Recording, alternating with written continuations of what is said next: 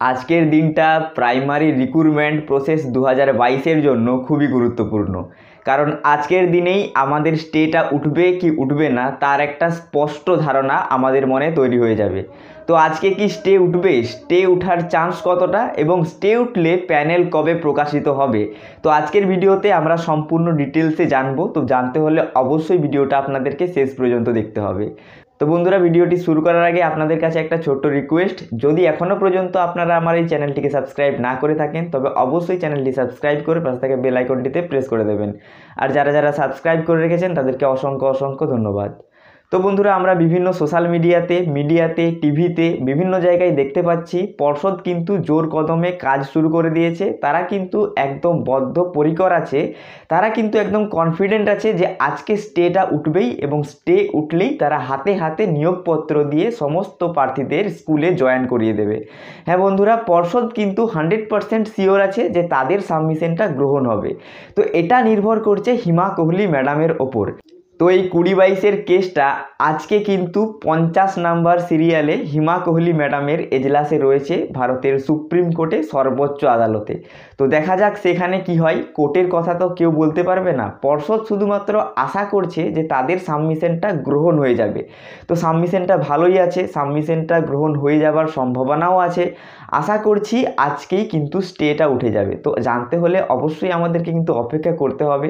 তো আমরা দীর্ঘ 7-8 বছর ধরে অপেক্ষা করে বসে আছি, আর 7-8 ঘন্টার অপেক্ষা মাত্র, তাহলেই আমাদের কাছে সমস্ত ব্যাপারটা স্পষ্ট হয়ে যাবে যে আজকে স্টেটা উঠবে কি উঠবে না। তো বন্ধুরা, কেসটা কিন্তু 50 নাম্বার সিরিয়ালে আছে, অর্থাৎ লাঞ্চের আগে হবার সম্ভাবনাটা অনেকটাই কম। লাঞ্চের পরে কিন্তু এর হিয়ারিংটা হবে। আর মেনশন ম্যাটারে আছে, অর্থাৎ আজকে যদি হিমা কোহলি ম্যাডাম বসেন, আর বসছেন নিশ্চিত, এটা যে হিমা কোহলি ম্যাডাম আজকে বসছেন, আজকেই কিন্তু এর মীমাংসাটা হবে। কেসটা কিন্তু 50 নাম্বার সিরিয়ালে লিস্টেড হয়েছে।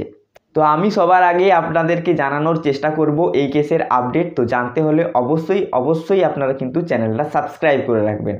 তো এরপরে আসি, যদি স্টে উঠে যায় তাহলে প্যানেল কবে প্রকাশিত হবে। তো বন্ধুরা, যদি আজকে স্টেটা উঠে যায় ভগবানের দয়ায়, তাহলে কিন্তু আমাদের এই নিয়োগের প্যানেল আগামী 48 ঘন্টার মধ্যেই প্রকাশিত হবে এবং তার 48 ঘন্টার মধ্যে কিন্তু আমাদের নিয়োগপত্র হাতে দিয়ে স্কুলে জয়েনও করে দেওয়া হবে। তো সবাই আমরা জানি যে 9533 জন লিস্টেড হয়েছে এবং 2108 জন তারা কিন্তু কোয়ালিফাই করতে পারেনি। তো দেখা যাক কি হয়, এই খবরটা কতটা সত্যি কতটা মিথ্যা তা কিন্তু প্যানেল প্রকাশ হলেই বোঝা যাবে।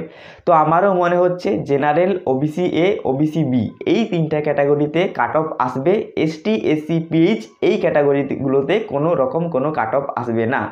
তো দেখা যাক কি হয়, প্যানেল বের হলেই সমস্ত ব্যাপারটা আমাদের কাছে ক্লিয়ার হয়ে যাবে এবং আমি আপনাদেরকে সবার আগে জানিয়ে দেব। তো সবাই ভগবানের কাছে প্রে করুন যে আজকে যেমন ভালো একটা কিছু হয় এবং ভালো কিছু যেমন আমাদের সামনে আসে আজকে কিছু।